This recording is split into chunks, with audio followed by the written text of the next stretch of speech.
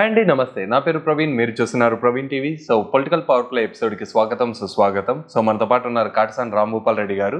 Anchor dress courtesy by Roman Island, shop number 2930 Skandanshi, Ballad Chaurasta, Kurnool, Andhra Pradesh.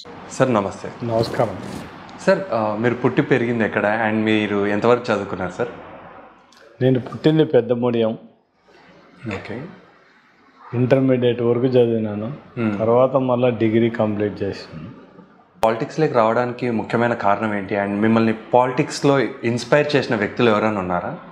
79లో మా father చనిపోయిన తర్వాత ఇంకా టోటల్గా ఇంటర్మీడియట్ చదివి పరీక్షలు రాసి ఇంటికి వచ్చిన మరుసటి రోజే మా ఫాదర్ వాళ్ళు చనిపోయింది. అయిపోయాక దాంట్లో ఎడ్యుకేషన్ బ్రేక్ పడిపోవడం జరిగింది. నేను ఇంటర్మీడియట్ చదివేటప్పటి నుంచి కూడా ఎమ్మెల్యే కావాలనేది ఆ రోజు నుంచి కూడా నాకు. ఓకే. కాసు కృష్ణారెడ్డి వాళ్ళు ఎమ్మెల్యేగా పోటీ చేశాను ఇంటర్మీడియట్ 78లో. ఇప్పుడు ఆయనతో పాటు క్యాన్వాస్ తిరిగిన అప్పటి నుంచి ఎమ్మెల్యే కావాలనేది ఇంకొకటి. పాణ్యంలో వచ్చేసేసి కీలక సమస్యలు ఏమున్నాయి అండ్ మీరు వాటిని ఎలా పరిష్కరించాలనుకుంటున్నారు ఎమ్మెల్యే అయిన తర్వాత?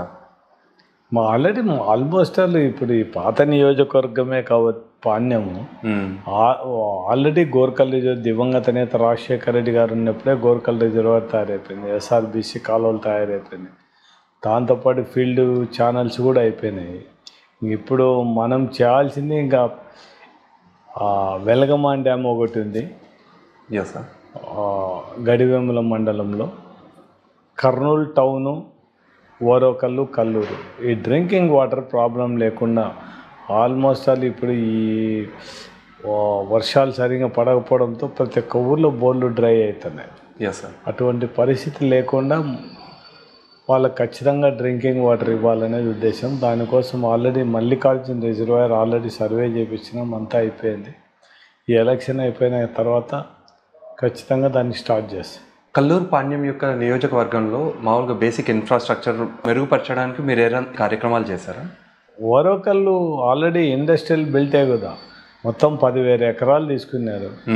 మొత్తం హైదరాబాద్ బెంగళూరు ఇండస్ట్రియల్ కారిడార్ వచ్చేసింది. అంటే సెంట్రల్ గవర్నమెంట్ నుంచి ఆల్రెడీ ఎవరు ఫ్యాక్టరీలు పెట్టినా వాళ్ళకందరికీ సబ్సిడీలు వస్తాయి, అన్ని రాయితీలు వస్తాయి. దానికి ఒక నెక్స్ట్ ఇయర్ నుంచి మంచి డెవలప్మెంట్ జరుగుతుంది. ఇండస్ట్రీస్ వస్తే చదువుకునే పిల్లలకు అందరికీ కూడా ఇబ్బంది లేకుండా పోతుంది, వాళ్ళకు ఉద్యోగాలు వస్తాయి.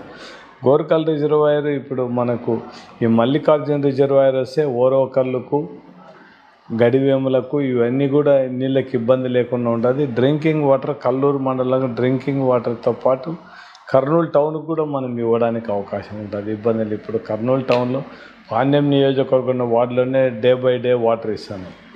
అక్కడ మనం తయారైతే ఇంకా మనం రోజు కర్నూలు మాదిరి ఇక్కడ కూడా డైలీ వాటర్ ఇవ్వచ్చు.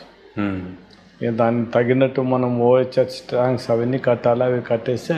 జగన్ గారు సిద్ధం అన్నారు, మరి మీరు ఎంతవరకు సిద్ధంగా ఉన్నారు? మేము అందరూ సిద్ధంగా ఉన్నాం. మా నాయకుడు సిద్ధం అంటే మేమందరం సిద్ధమైనట్టే కదా. అంటే ఏ విధంగా ప్లాన్ చేసుకున్నారు సార్ క్యాంపెయిన్స్ కానీ? ఇంకా ఖచ్చితంగా గెలిచాలనే క్యాంపెయిన్. అంటే వాళ్ళు మా నాయకుడు సిద్ధం అంటే మా కార్యకర్తలు మేమందరం కూడా సిద్ధమే, రెడీ ఉన్నారు, ఆల్రెడీగా. వైఎస్ఆర్సీపీలో జాయిన్ అయినాక జగన్ గారితో మీకున్న అనుబంధం ఎటువంటిది అండ్ ఆయనతో మీకు ర్యాపో ఎలా ఉంటుంది? వాళ్ళ ఫాదర్, నేను 85 ఎమ్మెల్యే అయినప్పటి నుంచి వాళ్ళ కుటుంబం అంతా నాకు మంచి సంబంధాలు ఉన్నాయి. నేను ఫస్ట్ ఎమ్మెల్యే అప్పుడు Jagan 8th class 9th class చదువుతాను. ఓకే. అప్పటి నుంచి వాళ్ళ ఫాదర్ అమ్మడి మేమందరం కూడా వాళ్ళ ఫాదర్ అమ్మడి ఉన్నాము కాబట్టి మొత్తం 2004 2009 వరకు అంతకుముందు నుంచి కూడా జగన్మోహన్ రెడ్డితో సంబంధాలు ఉన్నాయి. మొత్తం అంతా మాట్లాడుకుంటాం. మొత్తం ఆయనతో వాళ్ళ కుటుంబం అంతా మంచి సంబంధాలు ఉన్నాయి మొదటి నుంచి కూడా. ఈ రాజకీయాలు ఎప్పుడంటే అప్పటి నుంచి వాళ్ళ కుటుంబంతో మంచి సంబంధాలు. రాజశేఖర రెడ్డి గారు ఉన్నప్పుడు అంటే ఆయనతో మీకు ఎలా ఉంటుండే సార్? లైక్ అన్నదమ్ముల మాదిరి ఉంటుండ్రే? అంటే ఆయన ఉన్నప్పుడు ఆయన దగ్గర చాలా, ఆయన మాకంటే పెద్ద ఆయన కాబట్టి బాగా చనువు, ఏదైనా ఉన్నాయని కూడా మాకు సలహాలు ఇవ్వడం కానీ అవన్నీ కానీ, ఏదైనా అంటే పని జరగకపోతే ఆయనతో పోయి కాదు ఖచ్చితంగా చేయాలని మొండి కూర్చొని చేయించుకుంటాం. అండ్ ఇంకోటి సార్, కర్నూలులో మామూలుగా వరదలు వచ్చిండే కదా మనకి. అప్పుడు వచ్చినప్పుడు రాజశేఖర రెడ్డి గారు మీరు ఆ టైంలో డిసిజన్ తీసుకునేటివి ఎలా ఉండే సార్? నేను అప్పుడు పాత నియోజకవర్గంలో పాణ్యం అప్పుడు డీలిమిటేషన్ కాదు, 2009లో వరదలు వచ్చిన తర్వాత రాజశేఖర రెడ్డి అన్న దాంతో కూడా చనిపోయారు. ఇప్పుడు టీడీపీ, జనసేన, తర్వాత వచ్చేసేసి బీజేపీ మహాకూటమి ఇలాగ వస్తున్నారు. దీన్ని ఎదుర్కోవడానికి మీరేం ప్లాన్ వేసుకున్నారు? మాకేం ఎంత ఇప్పుడు మీకు ఒకటి చెప్తానండి, ఎన్ని కూటములు ఏకమైనా కూడా ఈ రాష్ట్ర ముఖ్యమంత్రి జగన్మోహన్ రెడ్డి చేసే సంక్షేమ పథకాలే గెలిపిస్తానే మాకు ధైర్యం ఉంది. ఇప్పుడు చంద్రబాబు నాయుడు ప్రజలు ఎవరు నమ్మని పరిస్థితి, పవన్ కళ్యాణ్ గురించి అదే. ఇంకా బీజేపీ అనేది మనం దాని గురించి పెద్దగా ఆంధ్రప్రదేశ్లో పెద్దగా ఆలోచించాల్సిన అవసరం లేదు. దానికోసం వీళ్ళు మమ్మల్ని ఏం చేసేది ఏమి ఉండదు అనేది మా ధైర్యం అంతే. ఓకే, ఎన్ని కూటమిలు వచ్చినా ఎదుర్కోగలుగుతారు. కోవిడ్ అనేది మామూలుగా అందరం ఎవరు ఎక్స్పెక్ట్ చేయండి, అంటే అనుకోని విపత్తు. ఆ టైంలో మీరు ప్రజలకు ఎటువంటి సేవలు చేశారు అండ్ ఆ టైంలో మీరు తీసుకున్న డెసిషన్స్ ఏమేమి ఉన్నాయి? మనం ప్రజలకు అందరికి కూడా చాలా వరకు మనం దగ్గర ఈ పాణ్యం నియోజకవర్గంలో ఫ్యామిలీస్ పేద ప్రజలకు అందరికి కూడా మనం కరోనా లెక్క పెట్టకుండానే చాలా వరకు వాళ్ళకి ఈ కూరగాయలు పంపిణీ చేయడం కానీ, ఈ రేషన్ పంపిణీ చేయడం కానీ అన్ని విధాల ఫుల్ సపోర్ట్ చేస్తాం. వాళ్ళకు ఎవరైనా హాస్పిటల్లో జాయిన్ అయితే అర్ధరాత్రి ఫోన్ చేస్తే కూడా విసుకోకుండా మొత్తం అందరికి కూడా మంచి బెటర్ ట్రీట్మెంట్ ఇప్పించేస్తాం. హాస్పిటల్లో గవర్నమెంట్ హాస్పిటల్ ముందు హాస్పిటల్ సూపరింటెండెంట్ నరేంద్రనాథ్ రెడ్డికి థ్యాంక్స్ చెప్పాలి. పాపం రాత్రి మేము 12 గంటలకు ఫోన్ చేసినా 1 గంటకు చేసినా కూడా ప్రజలకు సంబంధించిన వరకు పేషెంట్లు బాగా కేర్గా తీసుకున్నారు. దాంతోపాటు ప్రైవేట్ హాస్పిటల్స్ అందరూ కూడా మనం ఫోన్ చేసి మాత్రం అందరు రెస్పాండ్ అయ్యి మొత్తం వాళ్ళందరినీ ఆరోగ్యశ్రీలో చేర్చుకొని వాళ్ళని ఆరోగ్యశ్రీలో చేర్చుకొని మొత్తం అందరినీ కూడా చాలా వరకు కరోనాలో ఇంకా దురదృష్టం చనిపోయిన వాళ్ళు ఏం చేయలేం. కానీ లేకుంటే మాత్రం మనకు మాత్రం కరోనాలో ప్రజలకు సేవ చేసినాననేది మాత్రం మనకు మంచి సంతృప్తి మిగిలింది. ఆ టైంలో మీకు ఏమనిపించింది సార్? అంటే ఇట్లా వైరస్ వచ్చి చచ్చిపోతున్నారు జనాలు, మనకి అంటే మీరు ఎదుర్కోలేంది కదా సిచ్యువేషన్. అటు సైడ్ ఏమో డాక్టర్లే కాపాడగలుగుతారు, కానీ ఆ టైంలో మీరు ఏం చేయాలి, ఎట్లా చేయాలి అనేది స్పాట్ డెసిషన్స్ ఎలా తీసుకున్నారు? మనం ప్రజలకు మనోధైర్యం కల్పించాం, మీరు భయపడొద్దని అనేది.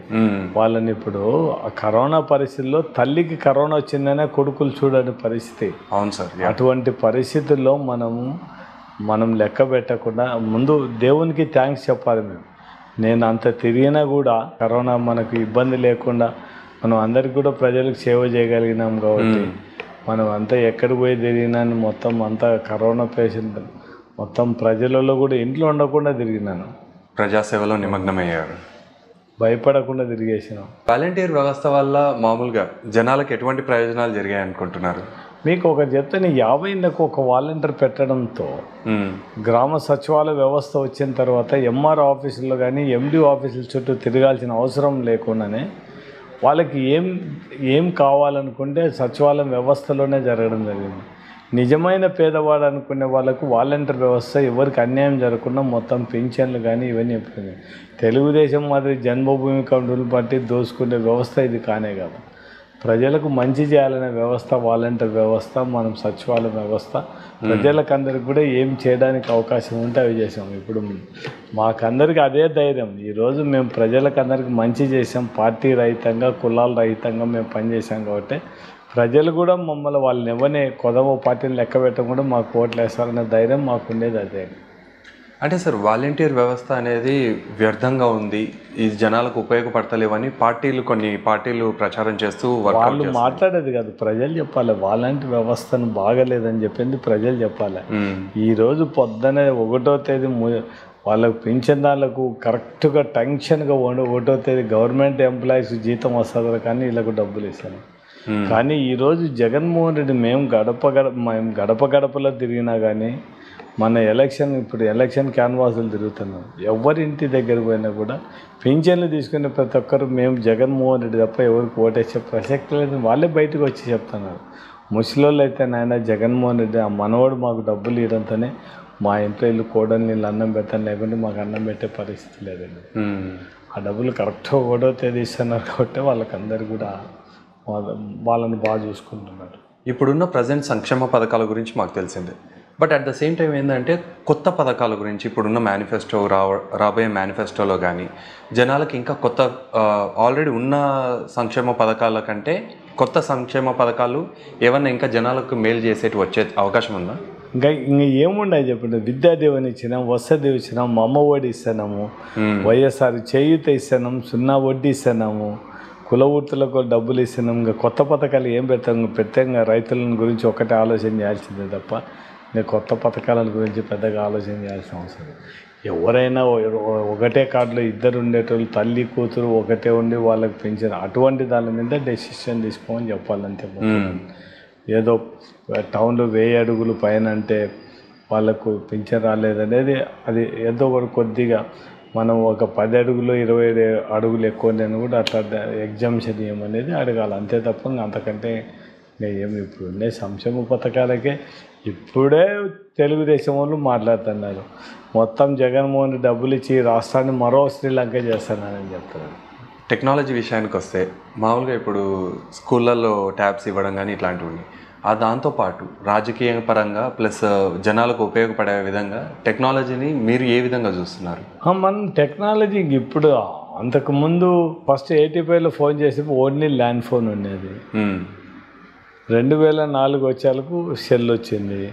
అవును, అప్పుడు అంత కొద్ది రోజులు ఉన్న తర్వాత ఇప్పుడు అంతకుముందు ఫేస్బుక్ వాట్సాప్ ఫస్ట్ వచ్చినప్పుడు లేదు, ఇప్పుడు ఫేస్బుక్ ఇన్స్టాగ్రామ్ ఇవన్నీ మొత్తం అన్నీ వచ్చేస్తాయి, అందరికి అందుబాటులో ఉండేటండి.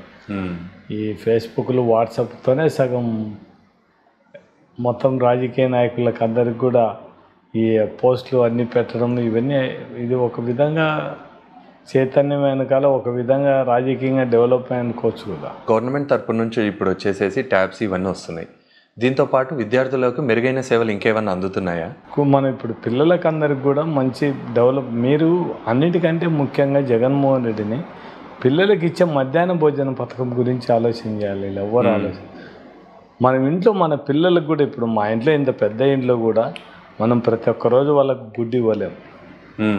మొత్తం అన్నీ కూడా ఏవైతే పిల్లలకు ఉపయోగపడతాయో మంచి బాడీ స్ట్రెంగ్త్ ఉండడానికి, వాళ్ళకు మంచిగా చదవడానికి ఉపయోగపడే విధంగా ఫుడ్ మనం ఎవరం కూడా మన ఇంట్లో మన పిల్లలకు ఇవ్వలేము. కానీ జగన్మోహన్ రెడ్డి గవర్నమెంట్ స్కూల్లోని పిల్లలకు ఏం చేసి ముందు దానికి జగన్మోహన్ రెడ్డికి కృతజ్ఞత చెప్పాలి. కల్లూరు పాణ్యం నియోజకవర్గం నుంచి ప్రజల దగ్గర నుంచి మీరు ఎటువంటి సపోర్ట్ కోరుకుంటున్నారు? మనకు ఓట్లేసి గెలిపేమనే సపోర్ట్ అడుగుతాను, మనకు వాళ్ళ నుంచి ఇంకేం సపోర్ట్ కావాలి, అదే కావాలి అంతే కదా. అంటే మొత్తం ఆల్రెడీ మీ వైపే ఉన్నారంట. 100% ప్రజలకు మనం మంచి చేసాం. రాజకీయ నాయకులు ఒక ఎమ్మెల్యే ఏమిడి ఎట్లా ఉంటాడనేది ప్రజలకు చూపించేసాం.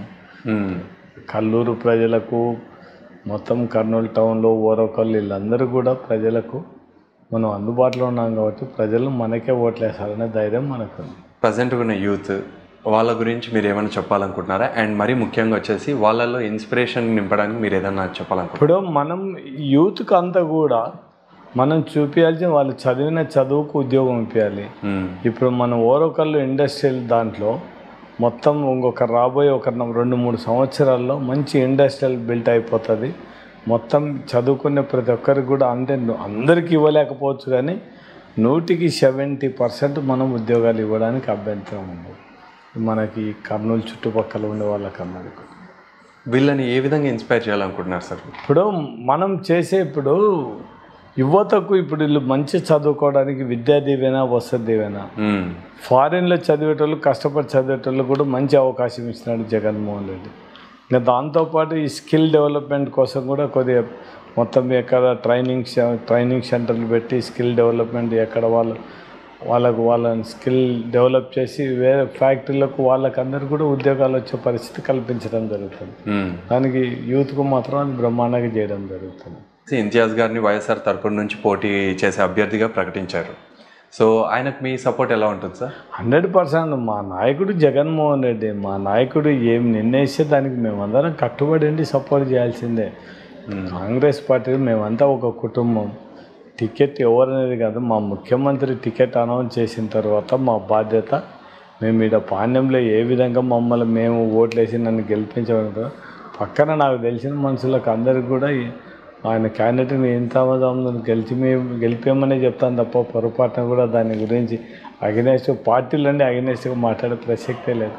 నాకు మొదటి నుంచి కూడా ఏ పార్టీలు అంటే ఆ పార్టీకి సిన్సియర్ చేయడం తప్ప పొరపాటున కూడా అట్లా ఒక వ్యక్తికి వేయండి అని మాత్రం చెప్పే ప్రసక్తి ఉంది. పార్టీలో విభేదాలకు తావు ఉండదు.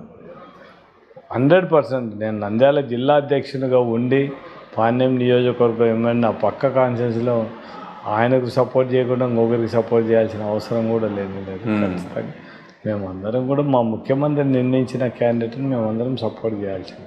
మామూలుగా నేను ఒకటి అబ్జర్వ్ చేసినది, మీరు ఏదైనా ఈవెంట్కి వచ్చినప్పుడు కానీ కొన్ని ఫంక్షన్స్కి అటెండ్ అవుతున్నప్పుడు కాటసాని అనే లోపలనే స్టూడెంట్స్ ఎస్పెషల్లీ యూత్ అసలు ఒక జిల్లా అంటారు చూడండి, ఒక జోష్లో అరుస్తుంటారు. ఏంటి అట్లా స్పెషాలిటీ? ఇప్పుడు ప్రజలకు అందుబాటులో ఉండి మనం పనులు చేయగలిగిన మా దగ్గరికి ఎవరు వచ్చినా కూడా వీళ్ళు ఎవరని చూడడం, నా చేతనైనా పని చేయడం నాకు మొదటి నుంచి అలవాటు అయిపోయింది. కాబట్టి యూత్ రాని పిల్లలు రాని ఎవరైనా రాని వాళ్ళకి ఏదైనా ఇబ్బంది నా దగ్గరకు వస్తే నేను డైరెక్ట్గా పని చేసి పంపించాను. సార్ మీ హాబీస్ గురించి ఏదైనా చెప్పగలుగుతారా? ఏం లేదు, పొద్దున్నే నేను 5:30 లోపల లేసాను. లేచి హాట్ వాటర్ తాగడం నాకు మొదటి నుంచి అలవాటు. ఓకే. తర్వాత కొద్దిసేపు ఎక్సర్సైజ్ చేస్తాను. అయిపోతానే కంపల్సరీగా స్నానం చేసిన తర్వాత పూజ చేయడం మొదటి నుంచి నా హాబీ. పూజ అయిపోయిన తర్వాత ఇంకా టిఫిన్, ఇంకా ప్రజలకి ఇంకా రాజకీయం గురించి. మూవీస్ ఏమైనా చూస్తుంటారా? అండ్ రీసెంట్గా యాత్ర మూవీ ఇట్లా వచ్చాయి కదా. యాత్ర మూవీ చూసినాము. నేను సినిమాలు చూడడం చాలా తక్కువ. నాకు ఇక్కడ మందితోనే టైం అయిపోతుంటుంది. నాకు అల్లిగా అనుకునేది అలవాటు. 9:30, 10 లోపల ఖచ్చితంగా 10-10:30 లోపల నిద్రపోవాల్సిందే. పాలిటిక్స్లోకి వచ్చినప్పుడు అవతల వాళ్ళు బెదిరించడం ఇట్లాంటివి కూడా జరుగుతుంటాయి కదా. అట్లాంటి బెదిరింపులు ఉండడం కానీ అటాక్స్ ఏమైనా జరగడం కానీ మీ రాజకీయ టైంలో ఏదైనా జరిగిందా ఇలాంటివి? మా ఫాదర్ వాళ్ళు, మా ఫ్యాక్షన్లో మా ఫాదర్ వాళ్ళు చనిపోయినారు. మా ఫాదర్ వాళ్ళు చనిపోయిన తర్వాత మళ్ళీ నేను ఎమ్మెల్యే అయిన 1 ఇయర్కి మా తమ్ముడు శివరామరెడ్డి చనిపోయినాడు. ఓకే. మా చిన్న ఆయన కూడా ఫ్యాక్షన్ అన్నీ మొత్తం 2004 టోటల్గా ఫ్యాక్షన్ అంతా అయిపోయింది. ఇంకా అప్పటి నుంచి ఫ్రీగా. అంటే సార్ ఇప్పుడు ప్రజెంట్గా ఫ్యాక్షన్ గొడవలు అనేది, ఫ్యాక్షన్ పాలిటిక్స్ అనేది జరుగుతున్నాయి అంటారా? ఇప్పుడు పాణ్యం నియోజకవర్గంలో ఫ్యాక్షన్ లేదు, కానీ ఈ మధ్యన కొద్దిగా మాటలు ఎక్కువైపోయినాయి. ఇంకా కొద్దిగా అంటే ఈ మాటలు మాట్లాడచ్చునా మాట్లాడకూడదు అనేది ఇంకా రాజకీయ నాయకులకు వాళ్ళకు ఆలోచన చేసుకొని వాళ్ళు మాట్లాడాలి తప్ప ఇంకా కులందాల గురించి మనం ఇంకా ఫ్యాక్షన్ మెంటాలిటీకి ఎవరికి అలవాటు లేదు. ఇంకా దాని గురించి పెద్దగా ఎవరు ఆలోచన చేసి ఇప్పుడు అందరూ కూడా సివిలైజేషను మొత్తం. అంతకుముందు ఫ్యాక్షన్ ఉంటే ఇబ్బంది పడ్డాయి, ఇప్పుడు ఎవడు ఆ బాధలు తట్టుకోలేడు.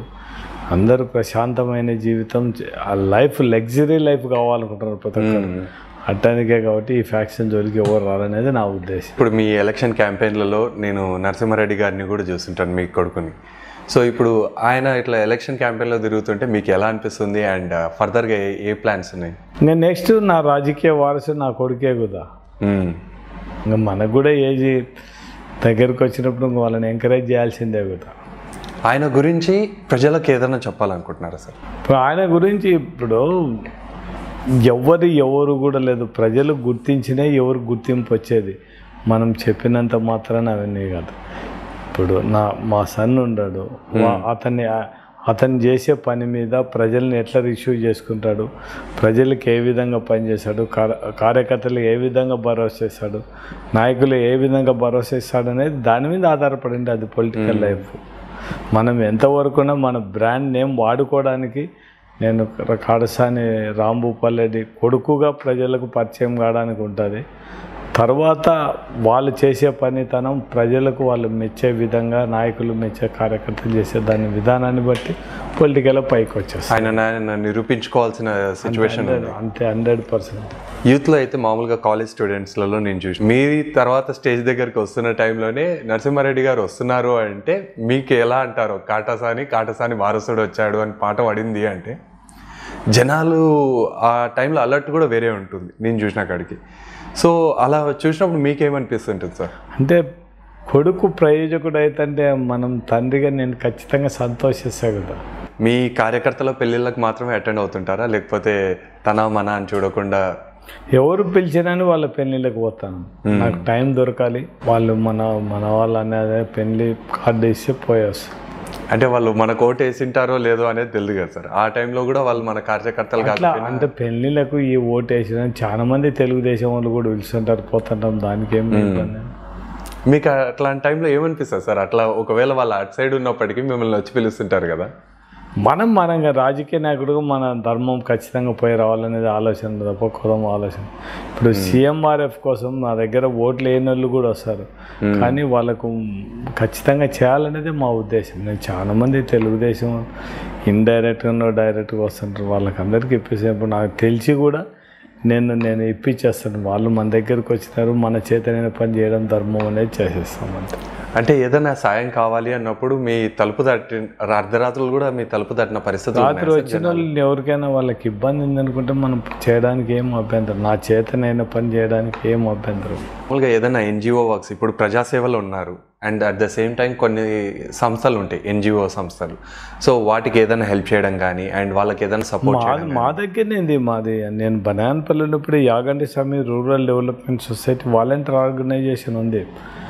ఓకే ఓకే, మనం ఇప్పుడు యాగంటి స్వామిలో ఉమామహేశ్వర నిత్యాన్నదాన సంస్థ తరఫున మొత్తం వచ్చిన భక్తులకు అందరికీ అన్నం పెడుతున్నాం. అంటే భక్తులు చందాలు ఇస్తున్నారు అవన్నీ. ఆయనే మొత్తం మనం ఒక 60 ఎకరాలు భూమి కొనేసి Yaganti Swami rural development society పేరున రీసే ఇప్పుడు మనము టీడీడీ కళ్యాణ మండపం, టీడీడీ తరఫున మనం కళ్యాణ మండపం కూడా శాంక్షన్ చేయించేసి వర్క్ కూడా స్టార్ట్ అయింది. Okay, great. మీకు మైనారిటీ వాళ్ళ సపోర్ట్ ఎంతవరకు ఉందనుకుంటున్నారు?